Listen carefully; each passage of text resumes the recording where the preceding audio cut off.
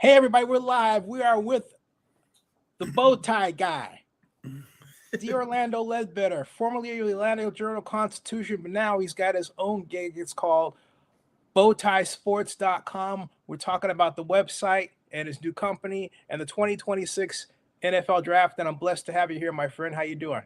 Hey, I'm doing great, Zinni. Thanks for having me on the show and for that grand introduction. Woohoo! Hey, so talk to my friends, especially my good friend, Jason Thompson, who's the other bow tie guy that I know who's running for re-election as Fayette County State Judge. You guys got to meet. How did your love for bow ties start? Well, I was in law school at the University of Cincinnati, and we were getting ready for our moot court competition. Myself and my partners, James McLean and Erica Dawson. And Erica, she can't wear a bow tie, but me and James could. So we had gray suits, and we decided we'd impress the judges with our bow ties. After studying all night and preparing, we taught ourselves how to tie bow ties, and went to court, and I've been wearing one pretty much ever since. Now, you said the magic words because there was a time I actually had a bow tie, but I couldn't quite tie it right, so I had a clip on. Yeah, those are for little kids on Easter. Once you're grown, you gotta learn how to tie the bow tie there. What's the secret to tying a bow tie? It takes a while. It's a little reverse shoelace. If you tie your shoelace for years, you end up learning how to tie a bow tie. Well, that makes sense. Kind of backwards. That makes sense. So we got you as the bow tie guy, Jason's the bow tie guy, but there's another bow tie guy. There's a bunch of bow tie folks around, huh? Yeah, I'm finding that out as I submitted my application for the LLC to the Secretary of State. There's a lot of variations of people out there doing bow tie things. So not too many in the media, though. So I was able to get Bow Tie Sports Media LLC certified in the state of Georgia. And but there are a lot of bow tie vendors out there, certainly in Georgia. Hey, so let's talk about our favorite subject, our other favorite subject, and that's the 2026 NFL draft. And you focused on the Atlanta Falcons. There are two knowns. First of all, the Atlanta Falcons have the 48th pick. 48th pick, that's way back there. Second, they have to, make a pick. What do you think they're going to do? Yeah, they just got some good news today with regards to James Pierce and his felony charges potentially being dismissed. So they may not have to go edge rusher, and they can treat it as a clean board. They traded for a tackle. Mason Smith swapped with Rukaroru, so you might not have to reach for a tackle there. Now you have the ability to sit there and take the best player available. If that's a cornerback, fine. If it's a tackle, fine. If it's an edge rusher, fine. Whichever one's rated as high on your board is the one you can take now. Hey, can you briefly tell my viewers who are not familiar with the James Pierce issue what happened? Yeah, today we found out that there was agreement between the three parties, him, the victim, and the state on a pretrial intervention program that he's got to go through for 6 months, and the charges would be dismissed. We don't know all the particulars yet, but Andy Slater out of Fox in South Florida broke the initial agreement, stemming from an incident back in March with him and his ex-girlfriend, Rakia Jackson of the WNBA. Was it domestic violence or alleged domestic? Yeah, violence, aggravated assault, and a vehicular assault on the officer. Oh my gosh! Wow. 3 really, really bad felonies. But in Florida, they have a intervention program, and he's going to get in that program. That'll be awesome. Excuse me. Hey, so given that situation, there is this other situation that I think is still outstanding, and that's quarterback, because Michael Penix is injured, and yet we've got Tua coming in who, it's kind of like, we talked about him before, but do you see the Falcons going out and trying to get a quarterback yet again? I don't, but I'm just curious. Yeah, I don't think so right now. Tua started, 70 some games, 44-32. So if Michael Penix is not ready to go, you can come out with a game plan to go play with him. He's What been in the playoffs a couple times. He's got a winning record. It's a lot better than going out there, like they had with Tyler Heineke and say, right? Mm-hmm. Desmond Ritter and that whole crew. So he's played in the NFL and exactly has a winning record. So that's a better start than most. Was he worth the fourth or fifth pick? Maybe not, but hey, he's played in the NFL. You can put a game plan around him, and you can go play. So then you can not have to rush Michael Penix back from the fifth surgery, first knee surgery on this leg, third knee surgery overall. So you don't have to, if he's not ready to go, you don't have to run him out there. So that was a smart move in my mind and signing Tua, and especially for the veteran minimum while Miami pays out his contract. So I think that's the situation here. Folks kind of overreacted, didn't know how to take that and how to look at it. All you want to do when you're starting quarterback is out. You want to be able to play for a couple games. If he's out for a longer time, then you messed up anyway. So nobody has two quarterbacks anymore. So that's the situation that Kevin Stefanski and who had to play like 20-some quarterbacks in Cleveland. So he's probably happy with this situation compared to the 1 year we had to play 5 quarterbacks. Hey, what's that noise that went on for a while that possibly Deshaun Watson would be coming down here because Stefanski is here? Yeah, nothing of substance to that. Just connecting the dots. The Falcons won that a derby initially. That they had clearly targeted him. Being a former ball boy and neighbor. He lived real close by in Gainesville, Georgia, and at work done it. Helped build his mom a house and his program that he does. So that was just those connections with the coach coming. But it doesn't. That never had legs or nothing, any of substance behind it. And regarding, this is the first draft for Ian Cunningham as a Falcons GM. This is his first job as a GM to begin with. Do you think that he's under pressure to make that big splash trade or that big splash pick? Or well, there's two things. How do you think he's going to handle it? And then how is he going to handle it? Yeah, Ian comes from the Ozzie Newsome school, and he's with Ryan Poles and Howie Roseman. So as far as splashes goes, that's irrelevant. He's gonna take the best player available on the board. That's gonna be the best player he comes across more than likely. But as GMs getting to know him over the years, they want to always make a splash move, when it lines up correctly. Dimitrov and the Julio Jones trade, we're still talking about, hey, what a great deal that was years later. At the time, I was like, why are you giving up 5 picks for one guy? And so they were close enough to the Super Bowl to it made it work. It worked for him. And over time, that looks like a great deal because Cleveland did nothing with those picks. And the Falcons got Julio Jones. So yeah, you're right. Because when I think about that, I think about, remember Mitchell Trubisky, right? Yes. And how that didn't work out for the Chicago Bears.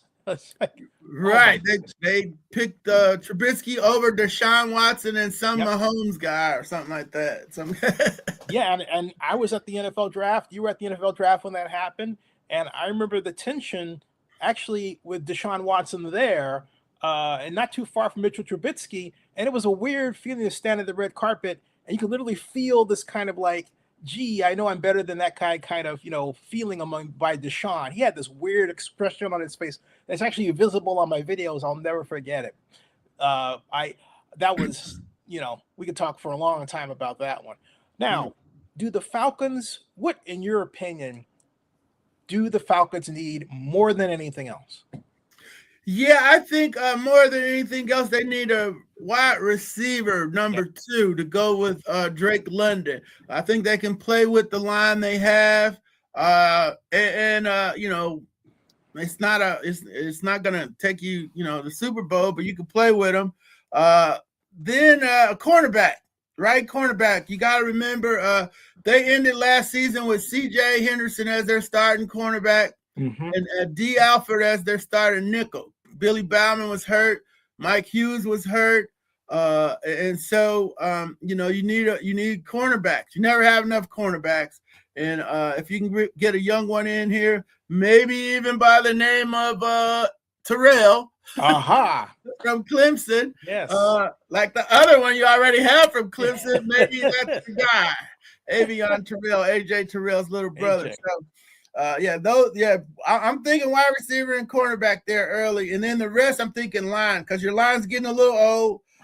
Need a center, need a tackle, and any big guy that knows how to get after the quarterback. So whatever you do later on, it should be depth concerns. Yeah, Jake Matthews is what, 13 years, something like that? 34, just turned 34 in February, January. So he'll play this season at age 34. But he hadn't had a drop off. His dad played, he was 40. So wow, he might not want to go that long. So you want to get his understudy in the building if you can. Now, this is a new draft, not just for Ian, but also for Matt Ryan, and basically have a whole new crew. So what do you think? I know maybe you have had a chance to talk with him, or what do you think Matt Ryan's take on the draft is? Or is he just saying, I'm leaving this all to Ian, I got nothing to say? No, he's hands-on, and actually Ian's been involved with him in some of the evaluations, especially with regards to cornerbacks. So Matt was in there to help him, and Ian did talk to the media this week as part of the pre-draft mandatory availability, and he shared that Matt Ryan was there to help him with cornerbacks, to let him know what cornerbacks gave him problems, what he liked about cornerbacks, how he could attack cornerbacks. And so that information has been shared into the group as part of their evaluation of the cornerback. So that only makes sense to me. I would think he'd be an expert in cornerback and wide receiver play. Okay, maybe not so much on interior offensive line or running back or something like that. But yeah, certainly wide receiver, anything passing game related, I would think he could serve as an immediate expert. I know that their quarterback situation is just getting settled, but do you have some idea of the kind of offense Tommy Rees is going to install? Is it going to be, I formation, run oriented, stand under the center, mostly shotgun? You have any idea what he might do? No, because in Cleveland it was a little different operation with Chubb and more two-back setup and tight end heavy thing. So I go back to Minnesota when Coach Stefanski had Dalvin Cook. That's the closest thing that he's got to Bijan in his history.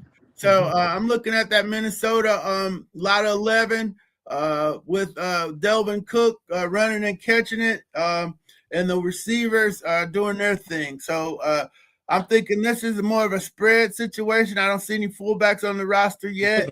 You read my mind, yeah.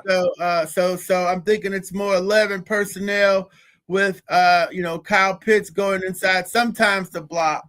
And you can double, if you use him as the third wide receiver, you can easily go 12 out of 11. Now we keep hearing that Kyle Pitts is going to be traded. How much of that is a wish upon certain fans and radio hosts as opposed to a reality? I think they need to keep Kyle Pitts. I think Kyle's a weapon. What say you? Yeah, I think you keep him, but if you were going to trade him, you would have traded him last year at the trading deadline and got whatever you got and get out of there. But now if somebody comes with some remarkable deal, if you can get into the top 10 and get Sonny Styles, and all they want is Kyle Pitts and one for next year, hey, we can kick that one down the road again. So if something like that happens, yeah, but he said he would listen. That was asked at the pre-draft presser. Of course, he's not going to tell you, no, we're not trading Kyle. He said, everybody's up for grabs. We're going to listen. We're going to answer the phone, basically. Whoa. He said everybody is up for grabs? Stock. Nobody. Yeah, no, yeah, it's the stock GM answer. So So you can't. There's no untouchables, is what you usually hear from folks. So basically, he's saying that he would entertain a trade proposal that could cause the Falcons to lose both Bijan Robinson and Kyle Pitts. Well, yeah, that's what he said theoretically. He said he's Right. going to answer the phone. So that doesn't mean he's going to do it. That wouldn't be prudent. But I'm like him. You got to answer the phone. So you got to listen. If you don't listen, you might not listen for a long time. Once they say Bijan, you hang up. But you got to listen. I can't imagine. I think there's a reasonableness requirement that goes with his statement. I think if Ian Cunningham let Bijan Robinson get out of the state of Georgia, Ian Cunningham himself would not get out of Atlanta alive. No question about it. At all. Hey, so shifting gears real quick. And how you doing on time, by the way? Oh, I'm doing pretty good. Yep, I blocked some time for you, and cool. We can keep going. Just getting ready for the draft. Got another event, but that's once the draft starts on the clock at the third pick somewhere. Oh, hey, so if you're not doing anything at 8 o'clock, you stop by this channel and we'll give you a shout out. And I think we've got a link there anyway. But hey, curious to know what you think about a change that hasn't been talked about a lot. The great, very nice man that is Arthur Blank is stepping down. No, that was not. That was April Fool's deal. Oh, it was April Fool. Yeah, that was You should alert the authorities on that. That was. Oh no. We were warned to stay away from that by the family. So yeah. Wow. Who dropped that April Fool joke? Or yeah, I don't know. Some there's so much out there. You gotta. My mom got a kick out of that one. Yeah, you got to know what's legit out there. That was not. So okay, so let me put my hat back on regarding Mr. Blank. Is this a make or break year for Mr. Blank? No, obviously it wouldn't be. Let me just ask the question. When does Mr. Blank say, look, I want a Super Bowl. I'm tired of this? Because it seems like he's been really patient. Maybe last year was when he basically decided he was going to dismiss our the head Raheem coach Morris and Terry Fontenot. And for Terry Fontenot, thank you. Or was that the time when he just said, I'm tired of this? But if you want a Super Bowl, do you answer the question with Kevin Stefanski? I'm just trying to figure out what's going on. Yeah, I think he was definitely real patient with Dan Quinn, but since then it's been it's the third coach since 2020. So and are they any closer to the Super Bowl? No. So I don't think they've gotten off track. He's trying to get it back on track. I don't know if Stefanski can do that and the new GM can do that. But he did structurally change how they're going to operate by bringing in Matt Ryan as the director of football president. They gave him a title. They didn't call it operations because that means he's going to be there every day. But as president of football, like Baselli in Jacksonville, John Lynch is a full-blown general manager in San Francisco. But he has changed the structure of how they're going to do things.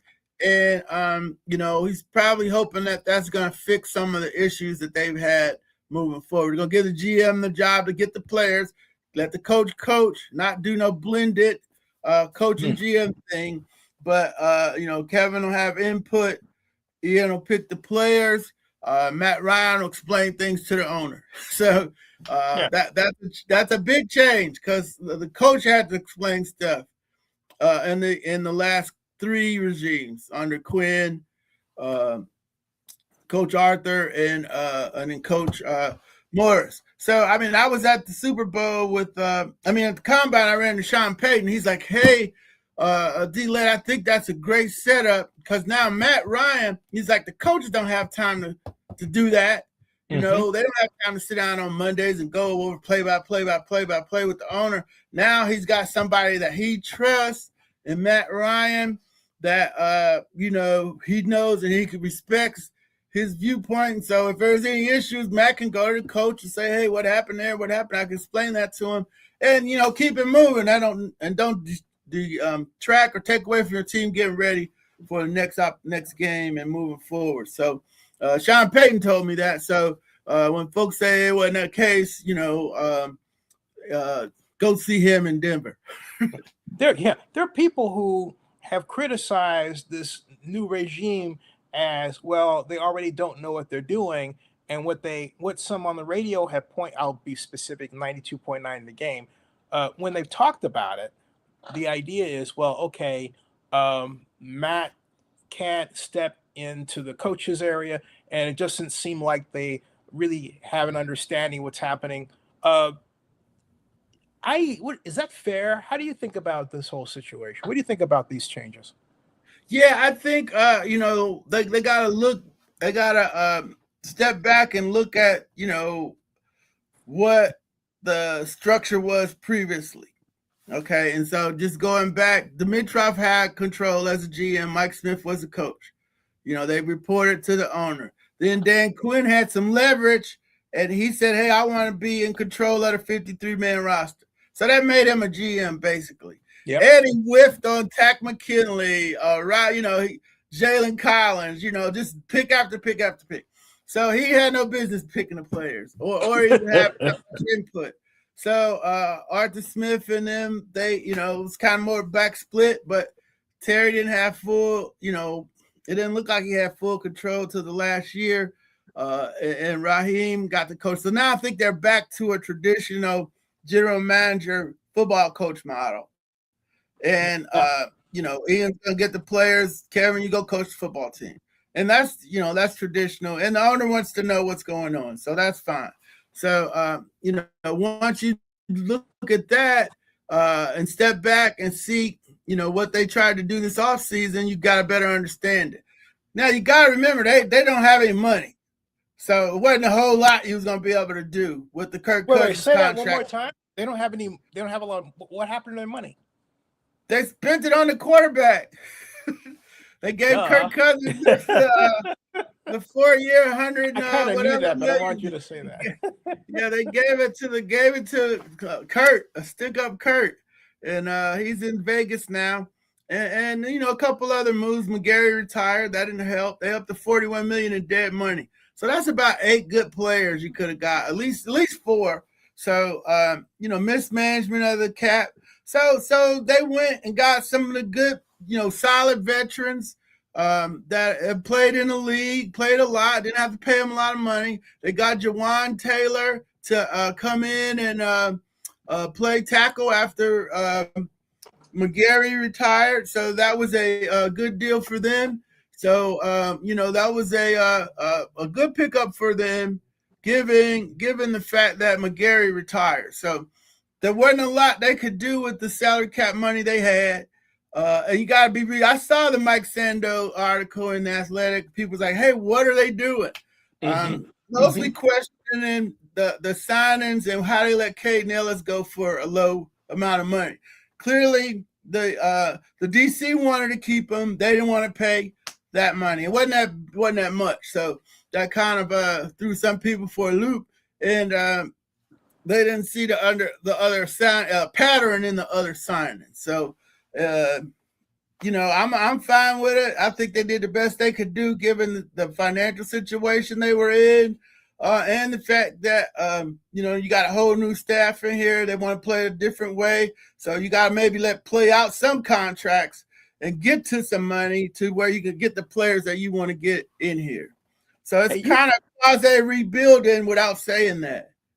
You've been around the team for almost 3 decades. So let me ask you, from the perspective of analytics, do they have the Falcons an analytics department? And if so, is it big, small, or what's the situation with that?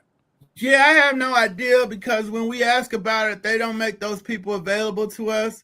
And wow. I see around the league in Charlotte where, Michael Kay and those guys have done detailed stories on the analytic department. So, we got to keep kicking away at that. They talk about them. They thank them when they're before the media. he did thank the analytics people before the pre-draft meeting and the coaches and the scouts, and but I don't even know their names. I mean, I used to know Nick Folk. Nick Polk was the salary cap guy, so we can go to him. Like, hey, Nick, explain to us how bad this 41 million is. They have been one of those teams that tried to do like Parcells and make it a one voice thing during the season. And they've been trying to funnel a lot of stories to their own website, so because they can control the questions and stuff that way. So if we do find out about the analytics department, it's going to be on their website. So maybe we could tell them, hey, we want a story on your website from the analytics people. I want to make them available to us. Maybe under the new PR guy, Steve Drummond, maybe that'll be in play. That'll be a request for us. Like, hey, Steve, the fans want to know about your analytics department. What can we do? Yeah, there you go. Hey, I know you also look around the league. So what do you think the Jets are going to do at number 2? Yeah, I'm thinking Reese. Them not inviting Bailey back up is signal enough for me. And the fact that he can't play the run. So I'm thinking Reese can play the run. They got to be stout against the run. Yeah, Bailey's got the sack numbers and stuff. Reese doesn't have the sack numbers, but he's sturdier. So I'm thinking Reese will go 2 to the Jets. But the Jets will mess it up, so they might take Bain. They might take Bain. See, I want the Jets. I'm not a big Jets fan, but Anthony Carrillo, my colleague who does the draft with me, is. I think the Jets should just simply get Jeremiah Love and call it a day. That guy is going to be a monster player for whatever team he goes for, or goes with, rather. What say you? Yeah, they've got so many holes. I don't want them to mess him up. But yeah, he's arguably the best player in the draft. Either him or Sonny Styles to me. Yeah. So those would be my 2. If I had to pick 2 Jets, I would go Sonny Styles and let him run the defense, or Love, and just draft linemen the rest of the draft. Yeah, there you go. Right. You don't have to need a quarterback. I don't even know who the quarterback is since Justin Fields. Who did they sign? They signed somebody. Oh, they signed. Let's see, the Gino. Was it Gino? Gino's back there. Yeah. Gino. Get a guard of Jeremiah all day. He could throw about 10 passes. I wouldn't throw 20, but yeah, I would draft Love and then take 10 linemen because they got like 11 something. Yeah. Then I'm thinking also that this draft is a little different. It feels like, I don't know, D. It feels like, for example, I noticed that the NFL draft red carpet was actually a day late in getting set up. This is the first draft where I've noticed that I would say maybe 40% of the people online that are making videos about the draft in Pittsburgh have something negative to say about it. I mean, first it's like, oh yeah, we've got this restaurant and this food is great, but the traffic's gonna suck and da da da da. Are we getting to a point where people are, or is it just the economy and everything, and maybe it's washing on the draft, or maybe people are getting tired of this kind of situation, or what do you think is causing that, or is it just Pittsburgh? I think it's just maybe Pittsburgh. Yeah, and if you don't go there, it's not an easy place to get around, with the trains, the 3 rivers, the tunnels, it takes a little while getting used to Pittsburgh. You're going to miss some turns, but once you get into that downtown area and the restaurants and the casino and all that, should be fine. But I understand it, haven't been there a bunch. Coming in from the airport, you gotta hit the right tunnel, or you're out somewhere west, or you gotta hit. I saw a video West Virginia. This Instagram video, this person actually was driving along. I think it's like the 3 something or other, and they said, "Well, here's what happens if you miss that turn." And it took them all the way down. It's like a fast motion, and it comes back around. And then the mayor, Corey O'Connor, who seems like a really nice guy, said, hey, "Look, are you going to be a bit more caught in traffic? Yes, you are. Is it going to cost you 30 more minutes? Yes, it is." Yes, you got to figure out. I stayed, west of downtown, but I was right on the train line, so I didn't bother driving in there. I just caught the train into the game and walked the block or so. Then after the game, I caught the train back, walk up the hill to my hotel. So, but that was years of going to Pittsburgh and knowing how difficult it is to get around. So, is Pittsburgh a nice city? I've never oh been. I've been yeah, to wonderful, Philadelphia. great people there. A lot of my friends, I know some natives, so I've been able to partake in some of the great Iron City beer there and some of the great restaurants, and been on all different boroughs of Pittsburgh, Hill Street, and all that. Been on a boat ride there. Yeah, but Pittsburgh, they are really great football fans. So for the Steelers and the tradition and so forth. So it'd be a good football party if nothing else. Now, coming back to our situation here, when does Atlanta get the NFL draft? We're busy. We're booked. We don't need it. Somebody at Nashville and Green Bay and little small towns, they can have it. We got the World Cup coming up. Yep. We got the NBA All-Star game, I think, again. We just had the baseball All-Star game. Then the Super Bowl's coming, and we got the Final Four coming back. We missed the Final Four. So, yeah, Atlanta's good. I asked the committee, I was like, hey, y'all going to try to get the Super Bowl? No, we're good. We don't need the draft, right now. Maybe that changes, but their sites are on big. This stadium is big enough. This football complex, the downtown Centennial Olympic footprint it would host the draft without any problems at all. But they're shooting at much bigger stuff now, global things. But yeah, they want Super Bowls. They don't necessarily need the draft. They're leaving that for like the Clevelands, Nashville, Green Bay, Pittsburgh. They're never getting a Super Bowl, right? So right. They can have a draft. Yeah, they can have. It's funny. I thought this area would be perfect because there are so many colleges, and I think more NFL players are from Georgia than any other state, right? No, yeah, the last couple of years we've been up there. Texas, traditionally, our high school guys do that every year. It'll be 30 or so drafted today, maybe 20 over the 3 days. But it was 33 at the combine. But per capita, Louisiana's up there. But it's usually Texas, Florida, and Ohio. Well, Texas, Florida, Ohio, California, and Georgia's right in the mix. Hey, so as we close, I always want to ask you, who do you consider to be Mr. Falcon? For example, in Dallas, Mr. Cowboy is always Bob Lilly, right? In Oakland, that's hard. But I would have, for me, Mr. Al Davis. Well, Al Davis, yeah, but also Ken Stabler, But who is Mr. Falcon? Well, he actually is Mr. Falcon. Is Tommy Nobis. Yeah. First overall pick, 10-year player, should be in the Pro Football Hall of Fame. I got that baton passed to me a few years back. But then the living Mr. Falcon is Jesse Tuggle. Well-respected, undrafted, free agent out of Valdosta State. Made a lot of tackles. And I think there's a group of fans that would consider him Mr. Falcon number 2. Behind Tommy Nobis, that's who they actually called him Mr. Falcon. So that's who the Mr. Falcons are in Falcon lore. I'm getting a quick prompt to ask you this question.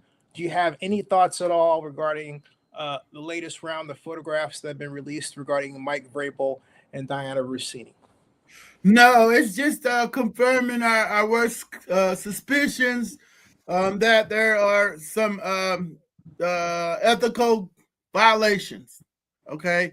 And we don't want to convict them of that, but there are some ethical concerns, perhaps some violations that have to be addressed with our journalism students, especially our ladies and the coaches too. So it's not a one-way street here in that situation. I know I have daughters. One is in media, and I want her to be able to go to work without worrying about, quid pro quo deal for information with a news source. She's not in sports. So I gotta ask you, just from the perspective of a guy who, as you know, has been independent in this business all of his career life. and runs this company, and deals face to face with people. In other words, a different way than what many who are in the NFL are used to. Is it now, with having that situation happen, is it going to be that much harder for somebody like a Diana Rossini to get a job? Are we going to go back to the old ways of thinking about women because you don't have women? No, here's what I'm getting at. You're less likely to have an organizational structure that has the power of, say, the AJC or any other organization stand up for you. Now you've got content creators who are buying, as you know, buying followers. Many of them are women, and they're working in sports and the National Football League, and also independent. So what's to stop this from happening again and again and again? Yeah, well, I think I've got a text today from one of my friends that we go back to a long time ago, Morehouse man, and he said she doesn't represent the women I know in the media. So we gotta treat this and hope it is a 1%er or a half of a 1% of a person that would do whatever they needed to do to get to the top type of deal. Or So maybe it's the responsibility to. Oh, let me ask: why isn't it the responsibility of the National Football League to really kind of take on that role of toying of establishing media lines and say, okay, it's a whole new day, so we're going to really set the tone for this because otherwise there will be no tone set, which is my fear. Well, I don't want them in my business like that. They don't need to be. I mean, we can handle ourselves accordingly. We're grown. Rock Mm-hmm. Newman was my dorm counselor at Howard, and we were overflow freshmen. And he said, "Hey, look, if you all behave like upperclassmen, adults, that's what I'm gonna treat you like. But when you don't, I'm not. So same thing here. When you behave like a professional, we're gonna treat you like one. Same for both sides, coach and the 1%, hopefully Yeah. 1%. So you know the difference between right and wrong. You learn that in kindergarten. So Yep. you know what's right, you know what's ethical. We had the $25 rule. So if a team is having a sale and golf tournament, and there's a Nike store there, and they're giving away Nike shoes over $100, you probably need to get out of there. So True. don't do Very that. true. So you know what the rules are. Let's just follow them. And there are gonna be people that go up to the line and people that try to sidestep things, but you're gonna need to have people of integrity on both sides of this to continue this like amazing growth that's worldwide right now in the Yeah, it whole is. sporting Yep. industry, from influencers like the one lady who just poses pictures, and I think I've seen a couple interviews now, so she's doing work as opposed to just building up and buying followers. But yeah, somebody probably got it like, hey, you got to do some interviews here. It's not just a fashion show here. And so Yeah. so I'm Hey, not naming names, but people know we've been watching. So maybe Zenny 60 Media can raise some money and buy her out. yeah, well, yes. So we I got want to buy everything. I want to buy. at I'm least, kidding. teach her the right way to do things. So Who are you talking? But that's I what think I'm I'm more concerned 100% about. honest. I don't. Who are you talking about? Because I don't. Yeah, I'm not gonna name any names on public, but yeah, Well, yeah. Tell me off camera. discussions are being had about some of these influencer people that are unaffiliated, and Yeah, because do. I'm glad. Yeah, I'm glad you mentioned that because a lot of people know my situation, but they got Haley Khalil came in, and I'll say the name because she buys her followers. 8 million subscribers on YouTube, and they put on the red carpet like, oh, this is going to get us views. If you go to NFL Draft or to YouTube and you type NFL Draft red carpet, Zenny 62 Media is still number one right now. They can do nothing about it, and they're and bully for me, right? But Congratulations. yeah, well, hey, there you go. We rule. Okay. As always, like to text.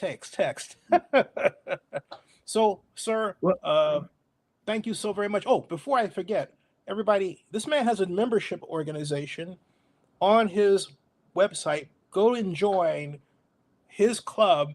Become a member at bowtiesports.com, right? that's correct, Zinni. We appreciate that, and we're going to be covering the Falcons All things Atlanta and some of the NFL national stories here. Hey, do you have Thank a you. favorite restaurant for us to visit? Do you like the bucket list? I went to the bucket list for the first time and met my friends. That was a nice place. Good food.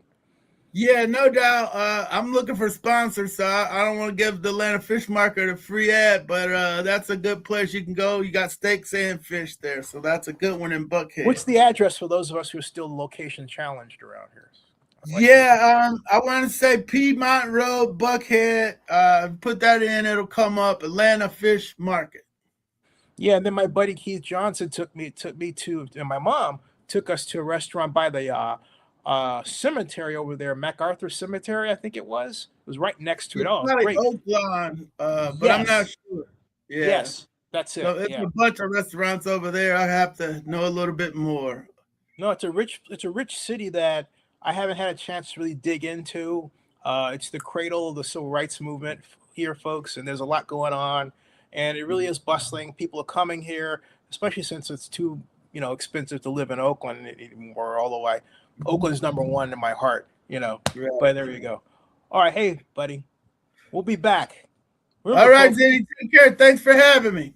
you got it. Hey, stick around. You don't have to move a muscle, folks. 7 o'clock tonight. 3 hours from now, 2 hours from now, roughly, Zenny 62 Media has this NFL draft party for 2026. Join us. All right. And remember, all right, thank you so very much. And that ends this stream. We'll see you.